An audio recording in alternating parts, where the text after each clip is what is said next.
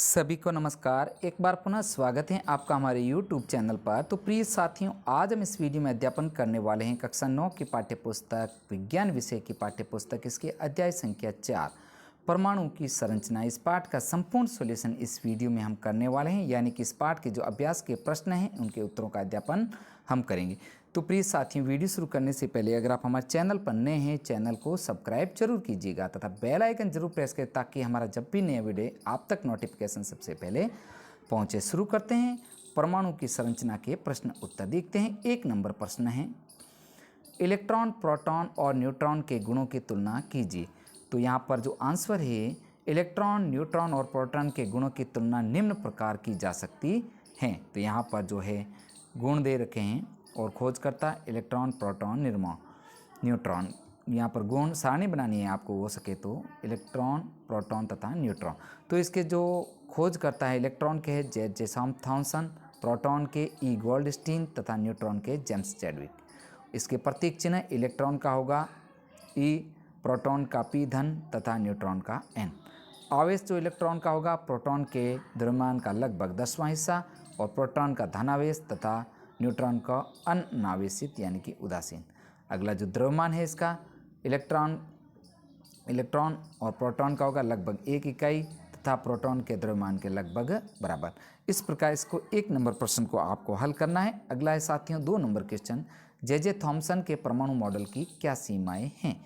तो इसका जो आंसर है, उत्तर है, जे थॉमसन यानी टॉमसन का मॉडल परमाणु के उदासीन होने की व्याख्या तो कर सका, किंतु दूसरे वैज्ञानिकों द्वारा किए गए प्रयोगों के परमाणु परिणामों को इस मॉडल के द्वारा नहीं समझा जा सकता। नेक्स्ट है आगे 3rd नंबर क्वेश्चन, रदरफोर्ड के परमाणु मॉडल की क्या सीमाएं हैं। तो आंसर है साथियों, परमाणु का केंद्र धनावेशित होता है, जिसे नाभिक भी कहा जाता है। एक परमाणु का लगभग संपूर्ण द्रव्यमान नाभिक में होता है। इलेक्ट्रॉन नाभिक के चारों ओर वर्तुलाकार मार्ग में चक्कर लगाते हैं। नाभिक का आकार परमाणु के आकार की तुलना में काफ़ी कम होता है। इस प्रकार ये रदरफोर्ड के परमाणु मॉडल की कुछ प्रमुख सीमाएं थी जो हमने किया है। साथियों, आप वीडियो को लाइक जरूर कीजिए जिससे हमें मोटिवेशन मिलता रहे। अगला जो क्वेश्चन है 4 नंबर, बोर के परमाणु मॉडल की व्याख्या कीजिए। तो उत्तर है, रदरफोर्ड के मॉडल पर उठी आपत्तियों को दूर करने के लिए नील्स बोर परमाणु संरचना को प्रस्तुत किया। इस इलेक्ट्रॉन केवल कुछ निश्चित कक्षाओं में चक्कर लगा सकते हैं, जिन्हें इलेक्ट्रॉन की विविक्त कक्षा कहते हैं। जब इलेक्ट्रॉनिक विविक्त कक्षा में चक्कर लगाते हैं तो उनकी ऊर्जा का विकिरण नहीं होता है। तो साथियों, इस प्रकार ये बोर के जो परमाणु मॉडल हैं। नेक्स्ट है आगे, इसका जो एक चित्र के माध्यम से भी हम समझ सकते हैं, ये बोर के परमाणु मॉडल की जो चित्र के माध्यम से हम देख सकते हैं। जैसे ये बोर के ये नाभिक होगा, ये कक्ष के, एल, एम तथा एन, ये कक्षों के। नेक्स्ट साथियों 5 नंबर क्वेश्चन है, जो इस अध्याय में दिए गए सभी परमाणु मॉडलों की तुलना कीजिए। आंसर देखते हैं। टॉमसन ने परमाणु संरचना के से संबंधित एक मॉडल प्रस्तुत किया जो क्रिसमस केक की तरह था। इसके अनुसार परमाणु एक धनावेशित गोला था जिसमें इलेक्ट्रॉन क्रिसमस केक में लगे सूखे मेवे की तरह थे। तरबूज का उदाहरण भी ले सकते हैं, जिसके अनुसार परमाणु में धन आवेश तरबूज के खाने वाले लाल भाग की तरह दिख रहा है, जबकि इलेक्ट्रॉन धनावेशित गोले में तरबूज के बीज की भांति दशें। प्लस और माइनस आवेश परिणाम में समान होते हैं, इसलिए परमाणु वैद्युतीय के रूप में उदासीन होते हैं। रदरफोर्ड ने तेज चल रहे अल्फा कणों को सोने की पन्नी पर टकराया। उन्होंने सोने की पन्नी इसलिए चुनी क्योंकि वे बहुत पतली चाहते थे। सोने की यह पन्नी 1000 परमाणुओं के बराबर मोटी थी। अल्फा कण द्विआवेशित हीलियम कण होते हैं, अतः ये धनावेशित होते हैं। इनका द्रव्यमान फॉर यू होता है, इसलिए तीव्र गति से चल रहे इन अल्फा कणों में पर्याप्त ऊर्जा होती है। बोर का ये मॉडल, इलेक्ट्रॉन केवल कुछ निश्चित कक्षाओं में ही चक्कर लगा सकते हैं, जिन्हें इलेक्ट्रॉन के विविक्त कक्षा कहते हैं। जब इलेक्ट्रॉनिक विविक्त कक्षा में चक्कर लगाते हैं तो उनकी ऊर्जा का विकिरण नहीं होता है। आगे है 1932 में जेम्स चैडविक ने एक अपरमाणु कण को खोज निकाला जो अनावेशित और द्रव्यमान में प्रोटॉन के बराबर था, अतः इनका नाम न्यूट्रॉन पड़ा। हाइड्रोजन को छोड़कर ये सभी परमाणु के नाभिक में होते हैं। सामान्यतः न्यूट्रॉन को एन से दर्शाया जाता है। तो साथियों इस प्रकार हमने इस क्वेश्चन किया। साथियों क्वेश्चन थोड़ा बड़ा है लेकिन पूरा आपको समझने की कोशिश कीजिए और हाँ, वीडियो का संपूर्ण सॉल्यूशन आप इस वीडियो में देखें, इस चैप्टर का आपको मिलेगा। नेक्स्ट आगे साथियों 6 नंबर जो क्वेश्चन है, पहले 18 तत्वों के विभिन्न कक्षों में वितरण के नियम को लिखिए। तो उत्तर है परमाणुओं की विभिन्न कक्षाओं में इलेक्ट्रॉनों के वितरण के लिए बोर और बरी ने निम्न सुझाव दिए, नियम दिए। 1 नंबर है किसी कक्षा में उपस्थित इलेक्ट्रॉन की अधिकतम संख्या सूत्र 2n होगी। यहाँ n की कक्षा संख्या n की संख्या या ऊर्जा स्तर है। अतः इलेक्ट्रॉन की अधिकतम संख्या कक्षावार निम्न प्रकार होगी। प्रथम कक्ष या के कोश में 2n स्क्वायर बराबर 2 गुणा 1 स्क्वायर 2। द्वितीय कक्ष में एल कोश में 2n स्क्वायर बराबर 2 गुणा 2 स्क्वायर बराबर 8। तृतीय कक्ष में जो आंसर होगा 2n स्क्वायर 2 गुणा 3 18 आएगा। चतुर्थ कक्ष में n कोश में 2n स्क्वायर बराबर 2 गुणा 4 स्क्वायर 32 आएगा।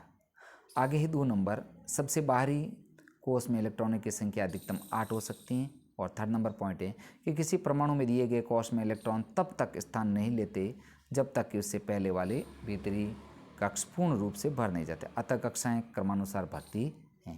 पहले 18 तत्वों की परमाणु संरचना का व्यवस्था चित्र निम्न प्रकार से है। और इसका जो चित्र है जो आप अपने पाठ्य पुस्तक में से स्वयं देख करके इसके चित्रों का आप कर सकते हैं। अगला है 7 नंबर जो क्वेश्चन है, सिलिकॉन और ऑक्सीजन का उदाहरण लेते हुए संयोजकता को परिभाषित कीजिए। 7 नंबर क्वेश्चन का जो आंसर है संयोजकता। परमाणु के बाहरीतम कक्ष में इलेक्ट्रॉनों के अष्टक बनाने के लिए जितनी संख्या में इलेक्ट्रॉनों की साझेदारी या स्थानांतरण होता है वही उस तत्व की संयोजकता कहलाती है। जैसे सिलिकॉन के परमाणु संख्या 14 है, अतः इसका इलेक्ट्रॉनिक विन्यास 2 8 4 है। इसके बाहरीतम कक्ष में इलेक्ट्रॉनों की संख्या 4 है, इसलिए सिलिकॉन द्वारा अपना अष्टक पूर्ण करने के लिए 4 इलेक्ट्रॉनों की आवश्यकता है, अतः इसकी संयोजकता 4 होगी। नेक्स्ट है इसका 2 नंबर जो पॉइंट है कि ऑक्सीजन की परमाणु संख्या 8 है, इसका इलेक्ट्रॉनिक विन्यास 2 6 है। इसको अष्टक पूर्ण करने के लिए 2 इलेक्ट्रॉन की आवश्यकता है, अतः ऑक्सीजन की संयोजकता 2 होगी। नेक्स्ट साथियों 8 नंबर जो क्वेश्चन है, उदाहरण के साथ व्याख्या कीजिए। परमाणु संख्या, द्रव्यमान संख्या, समस्थानिक और समभारिक। समस्थानिकों के कोई 2 उपभोग लिखिए। तो उत्तर है कुछ तत्वों के परमाणु की पहचान की गई है जिनके परमाणु संख्या समान लेकिन द्रव्यमान संख्या अलग अलग होती है।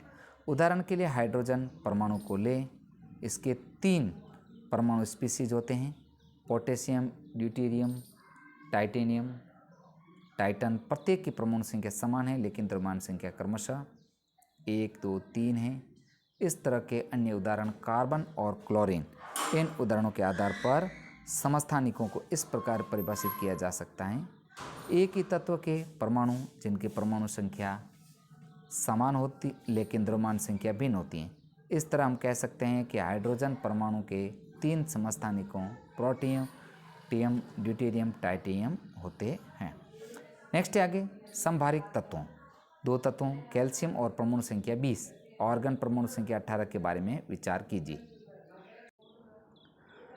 कीजिए। परमाणुओं में प्रोटॉन की संख्या भिन्न भिन्न है। दोनों तत्वों के द्रव्यमान संख्या 40 है, यानी तत्वों के इस जोड़े में कुल संख्या समान है। अलग अलग परमाणु संख्या वाले तत्वों को जिनकी संख्या समान होती है समभारिक कहा जाता है। तो साथियों वीडियो थोड़ा बड़ा हो सकता है, आप इस चैप्टर को संपूर्ण समझने की कोशिश कीजिए तथा आपको इस वीडियो में इस पार्ट का संपूर्ण सॉल्यूशन देखने को मिलेगा। नेक्स्ट है 9 नंबर क्वेश्चन, Na+ के पूरी तरह से भरे हुए K व L कोश होते हैं, व्याख्या कीजिए। उत्तर है Na परमाणु में इलेक्ट्रॉन की संख्या 11, सोडियम का इलेक्ट्रॉनिक विन्यास यानी कि KLm यानी कि K2 L8 तथा M1। Na+ आयन परमाणु में इलेक्ट्रॉन की संख्या 10 तथा 2 इलेक्ट्रॉन और 8 इलेक्ट्रॉन K और L कोश भर जाएगा। नेक्स्ट आगे 10 नंबर जो क्वेश्चन है, अगर ब्रोमीन परमाणु 2 समस्थानिकों 89 Br35 तथा 81 Br35 के रूप में है तो ब्रोमीन परमाणु के औसत परमाणु द्रव्यमान की गणना कीजिए। उत्तर होगा अगर ब्रोमीन परमाणु के 2 समस्थानिकों 79Br35 तथा 81Br35 के रूप में है, तो ब्रोमीन परमाणु के औसत परमाणु द्रव्यमान 80.006 U होगा। नेक्स्ट है साथियों 11 नंबर क्वेश्चन। एक तत्व X का परमाणु द्रव्यमान 16.2 U है। इसके किसी एक नमूने के समस्थानिक 16x-8 और 18x-8 का प्रतिशत क्या होगा? तो उत्तर है, एक तत्व X का परमाणु द्रव्यमान 16.2 U है। इसके किसी एक नमूने में समस्थानिक 16x-8 और 8x-8 का प्रतिशत बराबर 10% होगा। अगला है 12 नंबर क्वेश्चन। यदि तत्व का Z बराबर 3 हो तो तत्व की संयोजकता क्या होगी? तत्व का नाम भी लिखिए। आंसर है परमाणु इलेक्ट्रॉन 3, इलेक्ट्रॉन विन्यास 2 1, इसकी संयोजकता होगी 1, तत्व का नाम होगा लिथियम। नेक्स्ट है साथियों 13 नंबर क्वेश्चन है जो दो परमाणु स्पीसीज के केंद्रकों का संगठन नीचे दिया गया है, यानी कि प्रोटॉन और न्यूट्रॉन को, प्रोटॉन को X तथा न्यूट्रॉन को, इसको आपको जो प्रोटॉन होगा 6x में 6y में, न्यूट्रॉन x में 6 तथा y में 8। x और y की द्रव्यमान संख्या ज्ञात कीजिए। इस दोनों स्पीसीज में क्या संबंध है? तो इसका जो उत्तर होगा, प्रोटॉन की द्रव्यमान संख्या 6 + 6 बराबर 12 होगी, न्यूट्रॉन की द्रव्यमान संख्या 6.8 बराबर 14 होगी। इस x और y दोनों स्पीसीज में बराबर संबंध है, लेकिन परमाणु द्रव्यमान संख्या अलग रहे। नेक्स्ट आगे 14 नंबर क्वेश्चन। निम्नलिखित व्यक्तियों में गलत के लिए F और सही के लिए T लिखें। तो यहाँ पर कुछ कथन दे रखे हैं, इन कथनों को आपको स्वयं पढ़ना है। A B, हम इसके जो सही और गलत के जो आंसर हैं नीचे देख लेते हैं, ABCD। तो प्रथम कथन है, इसका जो आंसर आपको करना है F, B का करना है F यानी कि गलत है, C T करना है और D F करना है यानी कि यह फॉल्स है। यहाँ पर T का मतलब ट्रू यानी कि सत्य और F का मतलब फॉल्स यानी कि गलत। तो प्रिय साथियों, इस प्रकार हमने इस वीडियो में कक्षा 9 की पाठ्यपुस्तक विज्ञान विषय की इसके जो अध्याय संख्या 4 परमाणु की संरचना का संपूर्ण सॉल्यूशन हमने इस वीडियो के माध्यम से किया। साथियों, आपको वीडियो कैसा लगा? वीडियो अच्छा लगे तो वीडियो को लाइक तथा शेयर जरूर कीजिए ताकि हमें मोटिवेशन मिलता रहे। साथियों, आपको कक्षा 9 के संपूर्ण वीडियो जो विज्ञान और सामाजिक विज्ञान विषयों की वीडियो मेरे चैनल की प्लेलिस्ट हैं, इसमें आपको एक साथ मिल जाएंगे, वहाँ से आप इनका एक साथ अध्यापन कर सकते हैं। साथियों, मिलते हैं नेक्स्ट वीडियो के साथ में। वीडियो देखने के लिए आपका दिल से धन्यवाद।